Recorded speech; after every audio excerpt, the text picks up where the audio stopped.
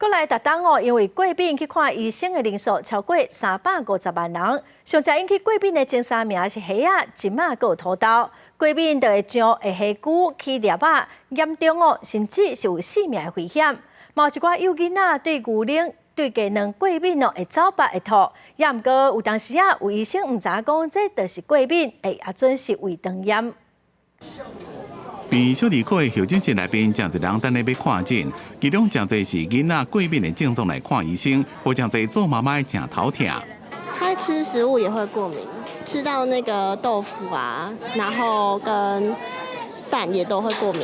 他有荨麻疹，然后还有鼻子过敏，然后就症状就是会起疹子跟痒。伫台湾真侪囡仔有过敏的症状。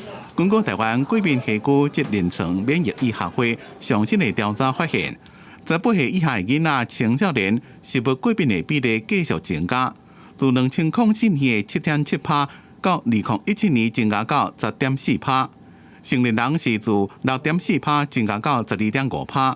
上天来看到引起过敏的食物，前3名分别是虾仔、毛虾甲土豆，主要症状是皮肤痒、虾骨、出皮、目睭肿。 那较严重的可能会休克死亡。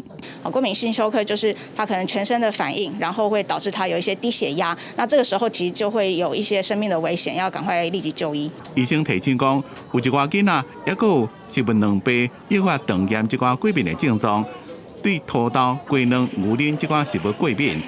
那食了后会出现腹肚痛、落屎、吐这寡非典型的症状，定定被误诊成这胃肠炎。